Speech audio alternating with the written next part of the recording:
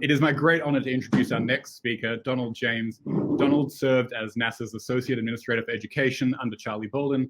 Prior to that, he was the Education Director at NASA Ames Research Center.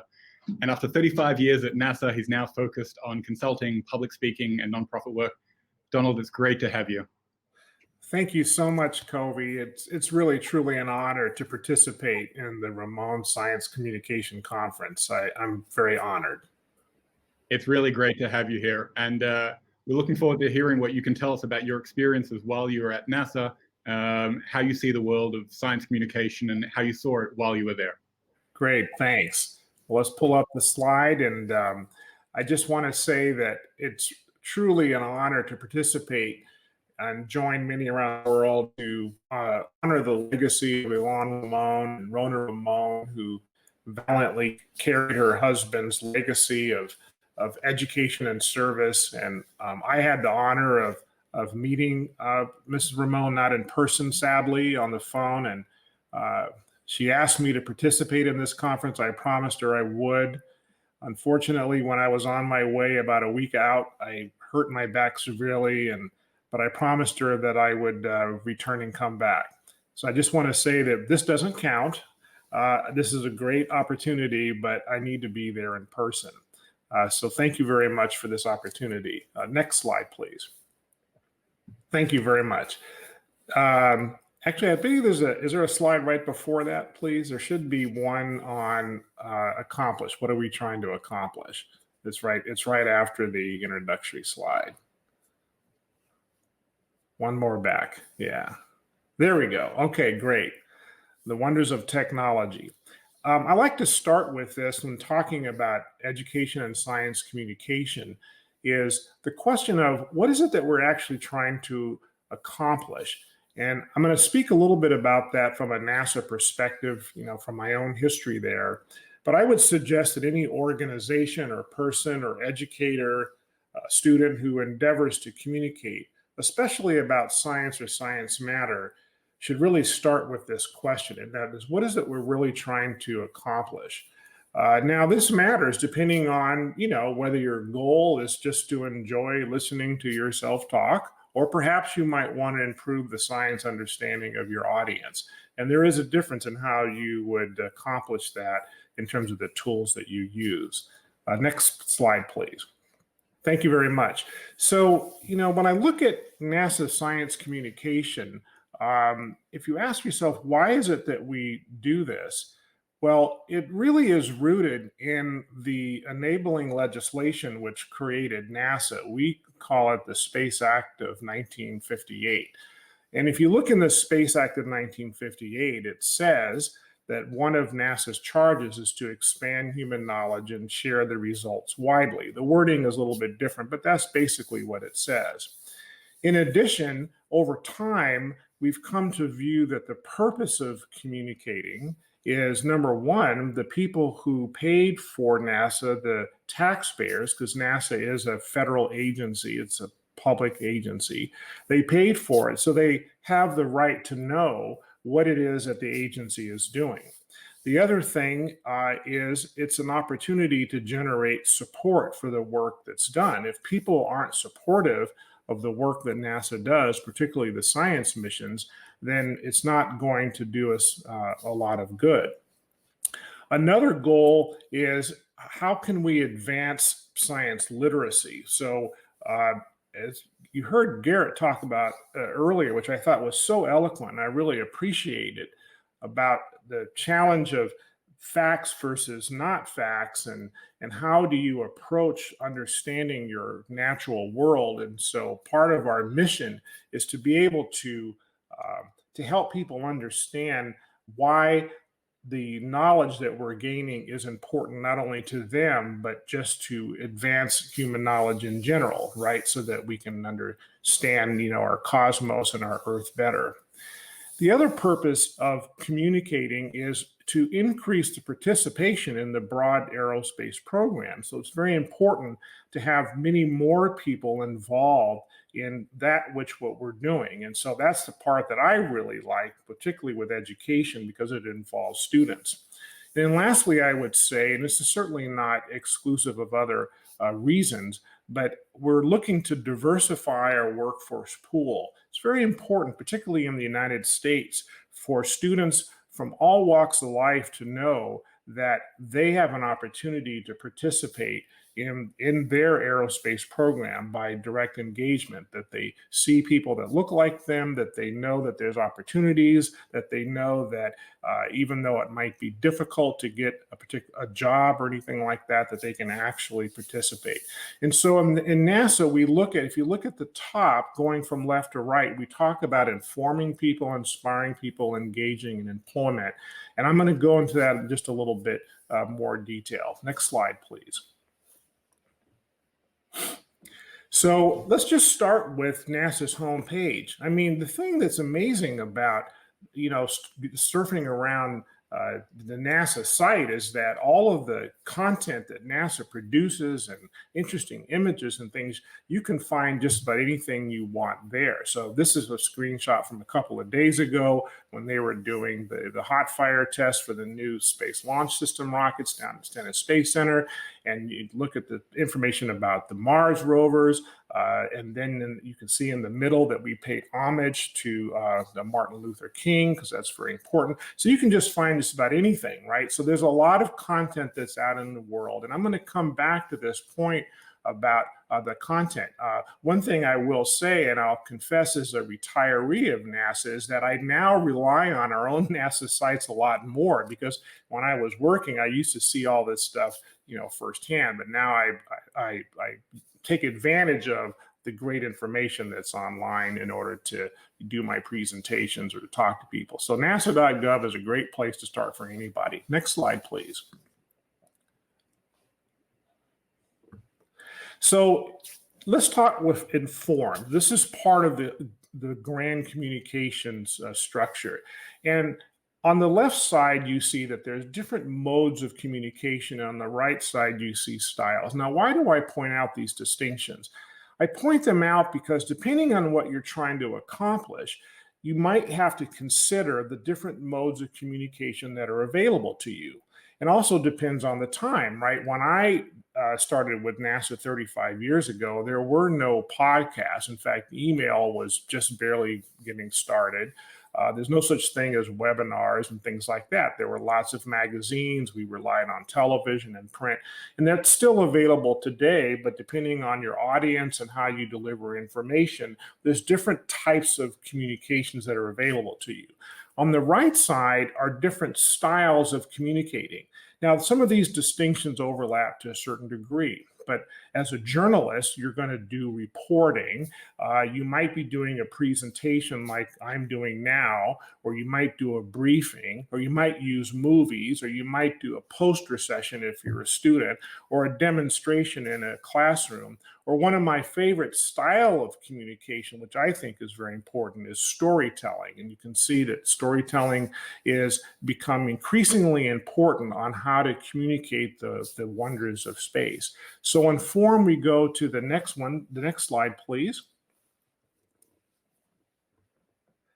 We go to inspire. Now, Garrett mentioned this because he was talking about the role of science fiction in plays and inspiration. And I think, this is something that has actually happened, right? So here's an example of the Black Panther, which is a very popular movement. And this is an article about, how the Black Panther can give a boost to diversity in STEM. And what they mean is someone sees a movie about, in this case, Black people who are very advanced scientifically. Of course, it's very fictional. There's a lot of things that probably defy the laws of physics, but people got really excited about it. So, this is like the new Star Trek, and so I remember the early days of watching Star Trek thinking, wow, how cool it would be to actually talk to a computer, which when I was in high school, it was a machine that not even was produced on a mass scale.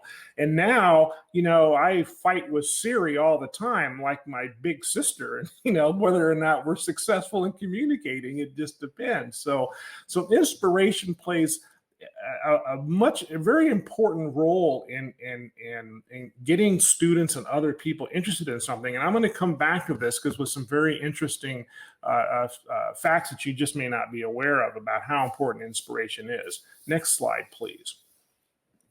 So then comes engagement. Now, engagement is about the doing. It's actually involved in the activity of something. So here are 3 examples of students that are engaged. They're actually working on in one case in the lower left, an actual NASA activity. In the upper left, there's a student who's actually participating in communicating science himself. Maybe he's going to become a science communicator and he's honing his skills. In the right side, you see an example of the rover challenge, which happens at our Marshall Space Center. And I had the honor of going down there and watching the students who came from actually all over the world who had to build what they used to call the Great Moon Buggy Race, based on the moon buggies that went to the moon, about how do you put together something that's, built out of, duct tape and other things, and then go through these courses. So these are students who are learning how to work together. They're learning from the NASA people, the principles of the physics that are involved and things of that nature. So this is a very, very important way of getting people excited about the work that's actually happening. And through osmosis, there's communication happening and there's learning that's happening as a result of this. The next slide, please. So then going through the continuum, we talk about employ. Now, ultimately, NASA wants to have a workforce that's capable of doing the work that NASA does, but it's not just for the agency, it's also for the entire nation. Now, this is an example of our recent NASA astronaut class, and now people, talk about they want to be an astronaut, and we all know that it's very difficult to be an astronaut. But the reason I wanted to bring this up, if you go to the next slide, please, I wanted to show this particular candidate, Laurel OHara. If you look at what I circled, she started as a NASA intern at our Jet Propulsion Laboratory. Then she went and worked and got involved in a NASA academy at Goddard Space Flight Center. And then she flew on the KC-135 reduced gravity student flight opportunities. So Laurel was very much steeped in this. And you can see at the end of the continuum, we employed her as one of our astronauts. Now, I've actually not had the privilege of meeting Ms. OHara before, but I'm sure she's just a wonderful person. And congratulations to her for her accomplishment. Next slide, please. Thank you. So I just wanted to show very quickly the NASA STEM engagement portal. And if you see in the upper right, you see inform, engage, educate, and employ. And then on this particular portal, we've designed it to specifically for different grades and for teachers. In this particular case, on the front part of the page, we were very aware of the fact, and this happened after I left the agency, so compliments to my successor for doing this, to make sure that since a lot of students are having to work from home and do studies at home, we design content for the different grade levels to be able to do things at home. So I would encourage you to go there. Next slide, please. And this is just another aspect of that. You can see that on this same STEM engagement portal we have for the students and for the educators.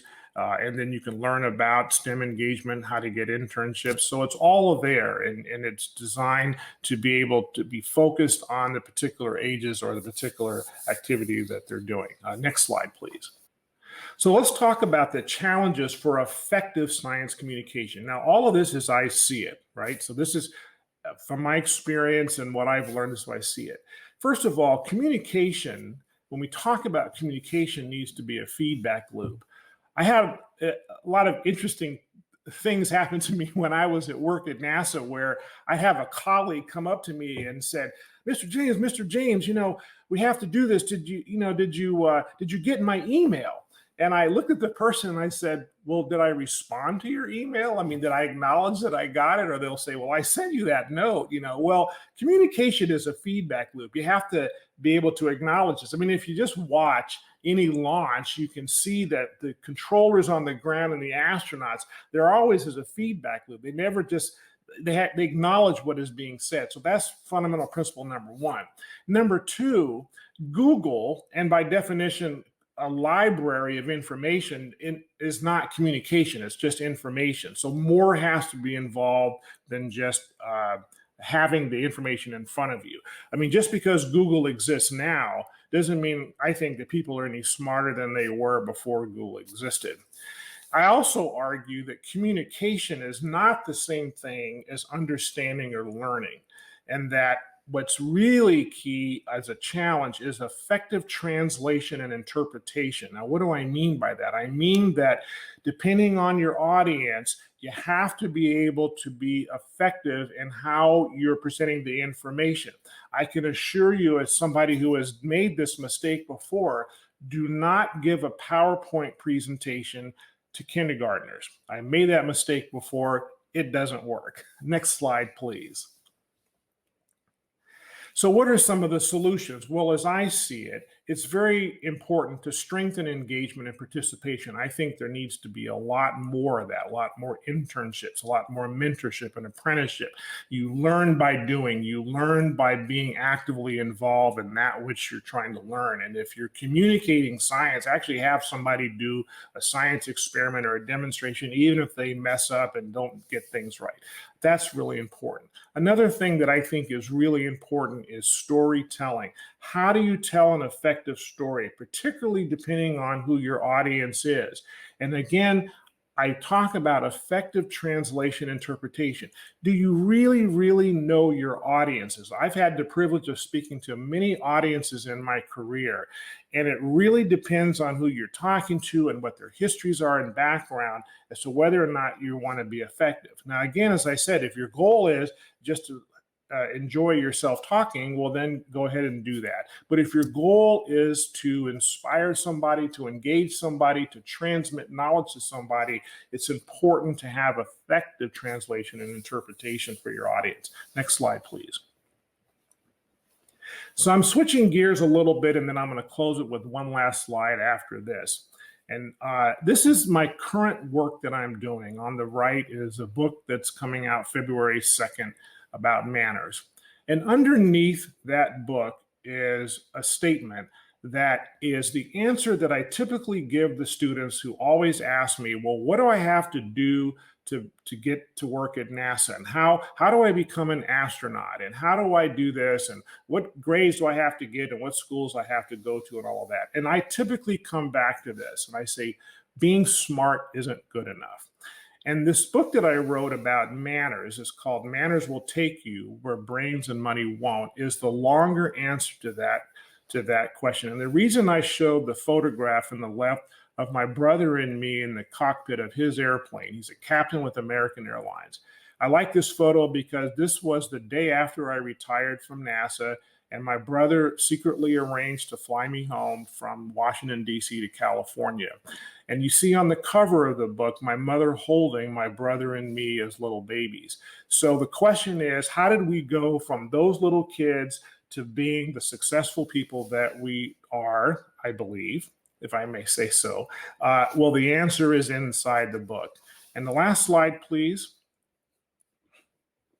is at the end of the day, what I believe truly is that effective science communication is about effective connections. And this is what I write about in the book, is how do you have effective connections? And I believe manners, as I define it, is a key skill to accomplishing that, is to be able to be effective at that. So I hope you find value in this, and I hope that those of you who are going to communicate science or communicate engineering or anything that perhaps is complicated, that you enjoy that process and engage people and tell great stories. So I thank you for this opportunity, and Covey, back to you. I mean, it's me who should be thanking you, Donald. Thank you so much for sharing your insights with us. And honestly, I really can't wait to read your book, to hear your insights about how manners really, maketh the man or woman. And yeah, just thank you again so much for being with us here tonight. My pleasure. My pleasure. So long.